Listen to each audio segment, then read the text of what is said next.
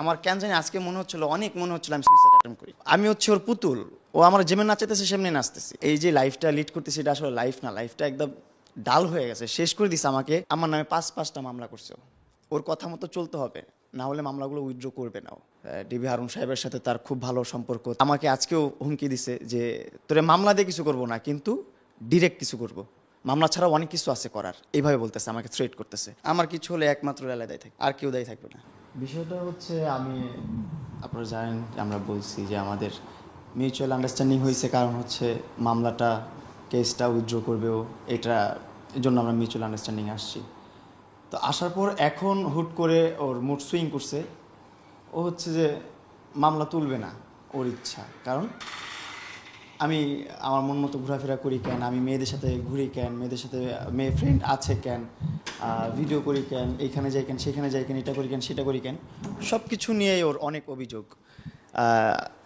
এখন অভিযোগের আমি বলতেছি ঠিক আছে, তোমার আমার সাথে ভালো না লাগলে, আমি তো তোমার সাথে এখন রিলেশনে নাই, তোমার সাথে তো কোনো ধরনের কমিটমেন্টে এখন আমি নাই।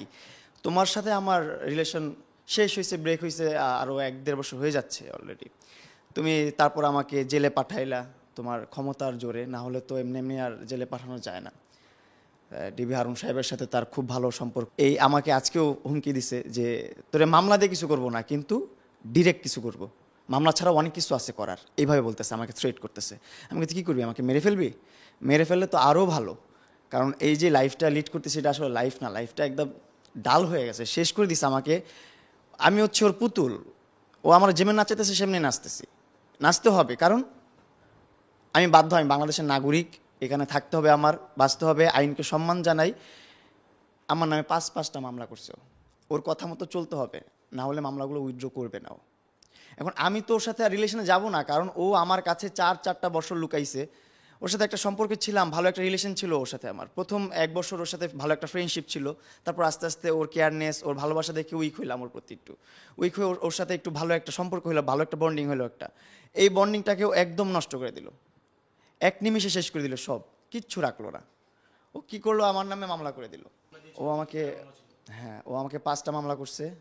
একটা হচ্ছে ধর্ষণ মামলা, আরেকটা হচ্ছে অ্যাটেম্প টু মার্ডার মামলা, আরেকটা হচ্ছে মানহানি মামলা।